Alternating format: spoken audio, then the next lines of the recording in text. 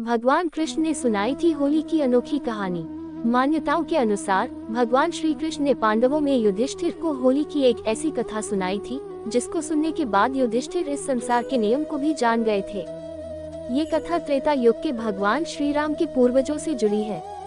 आइए जानते हैं भगवान श्री कृष्ण के द्वारा युधिष्ठिर को सुनाई गई होली की कथा के बारे में है। होली को लेकर बहुत से किस्से और पौराणिक कथाएं हैं। होली की प्रमुख कथाएं राधा कृष्ण के प्रेम, कामदेव और रति के पुनर्मिलन, भक्त प्रहलाद और होलिका से संबंधित हैं। लेकिन होली से जुड़ी एक रोचक कथा और भी है जिसके बारे में बहुत कम लोग ही जानते होंगे। माना जाता है कि ये कथा भगवान श्री कृष्ण ने द्वापर युग में युधिष्ठिर को सुनाई थी। कहा जाता है कि होली की इस कथा के माध्यम से भगवान श्री कृष्ण ने युधिष्ठिर को संपूर्ण संसार के सार का ज्ञान करवाया था। पौराणिक कथा के अनुसार एक बार धर्मराज युधिष्ठिर ने भगवान श्री कृष्ण से होली के आरंभ की कथा के विषय में प्रश्न पूछा। इस सवाल को सुनकर श्री कृष्ण मुस्कुराए और उन्होंने धर्मराज युधिष्ठिर को होली की कथा कहानी आरंभ की। भगवान श्री कृष्ण बोले, एक बार भगवान श्री राम के पूर्वज रघु के शासन में एक असुर स्त्री हुआ करती थी। वह असुर स्त्री गांव के लोगों को मारकर उन्हें खा जाया करती थी। धीरे धीरे वह गांव के बच्चों का भी शिकार करने लगी। उस असुर स्त्री से गांव के सभी लोग बहुत परेशान हो गए थे।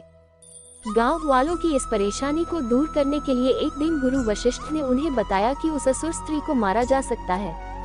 उन्होंने कहा कि गांव के सभी बच्चों को मिट्टी से उस असुर स्त्री की मूर्ति बनाकर एक चौराहे पर रखनी होगी और उस मूर्ति के चारों तरफ उपले, लकड़ियां और घास फूस जमा करके इस तरह रखनी है कि वो असुर स्त्री अपनी मूर्ति ना देख पाए। इसके बाद उस जगह की पूजा अर्चना करके घास फूस, उपले और लकड़ियों के साथ ही उसकी मूर्ति को जला दे तो वो असुर स्त्री मर जाएगी और गांव वाले उससे मुक्त हो जाएंगे। गुरु वशिष्ठ जी की बात मानकर बच्चों और गांव वालों ने ऐसा ही किया। इसके बाद असुर स्त्री के मरने पर सभी गांव वालों ने खुशी में नृत्य किया और मिठाइयां बांटकर बुराई पर अच्छाई की जीत मनाई। इस कथा को सुनकर धर्मराज युधिष्ठिर ने फिर से भगवान श्री कृष्ण से प्रश्न किया कि क्या होलिका दहन भक्त प्रहलाद और होलिका से नहीं जुड़ा हुआ है? ये तो बिल्कुल ही अलग कथा है। युधिष्ठिर का सवाल सुनकर श्री कृष्ण ने मुस्कुराकर कहा, हे युधिष्ठिर, इस संसार में हर युग में वही घटनाएं बार बार घटती हैं जो पहले भी घट चुकी हैं। जो कुछ भी हो रहा है वो पहले भी हो चुका है और जो आज हो रहा है वो कल भी होगा। हर घटना में इससे जुड़े चरित्र बदल जाते हैं लेकिन उस घटना की सीख वही रहती है। जैसे होलिका दहन को बुराई पर अच्छाई की जीत के रूप में देखा जाता है। अगर होलिका आग में नहीं जली होती तो उसी तरह की किसी और बुरी शक्ति का अंत भी इसी तरह से ही होता।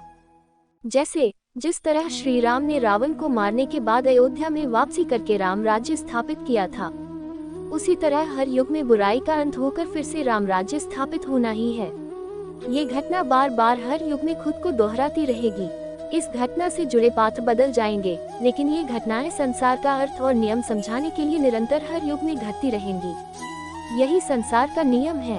हर एक युग इसी तरह से चलता रहता है। इस कारण से हर मनुष्य को अपने कर्मों की प्रधानता को समझकर अपने कर्मों पर ध्यान देना चाहिए। कर्म सर्वोपरि है। अगर आपको मेरी ये कहानी अच्छी लगी हो तो प्लीज मेरे चैनल को लाइक, सब्सक्राइब और बेल आइकन को प्रेस कर देना। धन्यवाद।